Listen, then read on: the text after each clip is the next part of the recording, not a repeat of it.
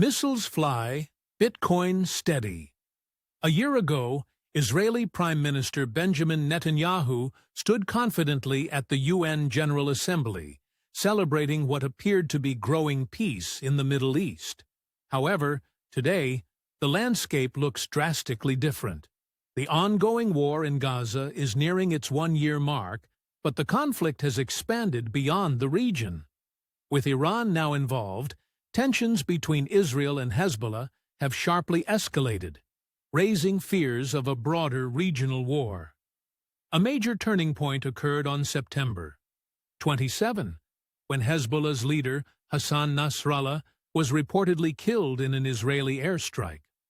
Nasrallah suffocated after being trapped in his secret bunker, which had been hit by 80 tons of bunker-busting bombs. The same strike also killed IRGC commander Abbas Nilfaroshan in Beirut, dealing a serious blow to Iran-backed militias in the region. These deaths significantly increased tensions, prompting Iran to retaliate just days later.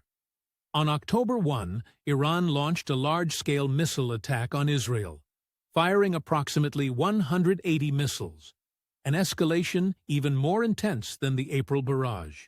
While many of the missiles were intercepted by Israeli defenses, some found their targets, hitting military bases, restaurants, and schools.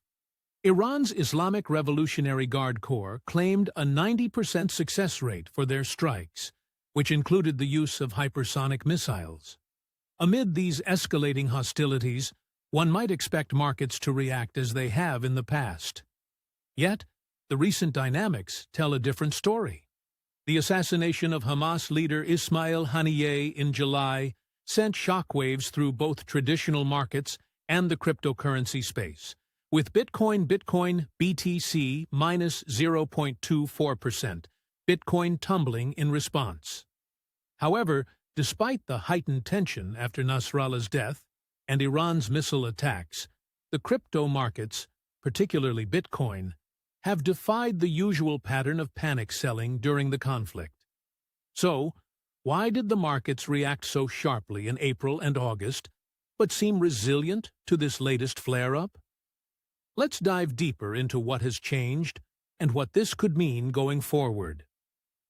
From August's sell-off to September's rally on July 31, the Middle East's political arena shifted dramatically when Haniyeh, the prominent Hamas leader, was assassinated in Tehran.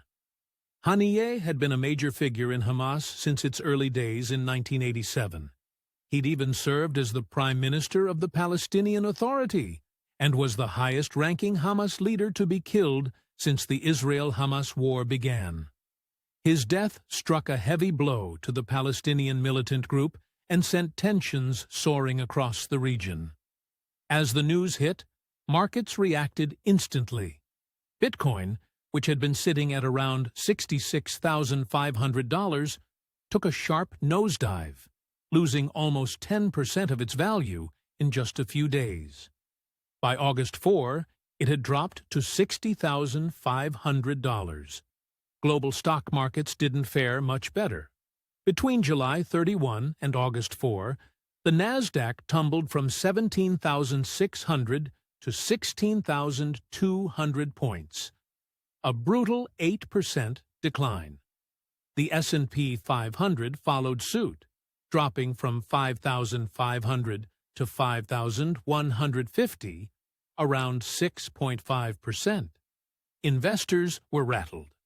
The markets, already shaky from macroeconomic pressures, spiraled further, and crypto assets started behaving just like high-risk tech stocks. And the timing couldn't have been worse. While this geopolitical shock unfolded, the global economy was facing worsening recession fears. Add to that the unwinding yen carry trade and murmurs of stagflation, and things looked pretty grim.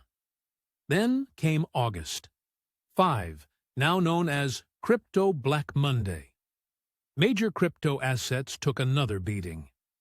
Bitcoin plunged to $53,000, a staggering 20% drop from its highs in late July.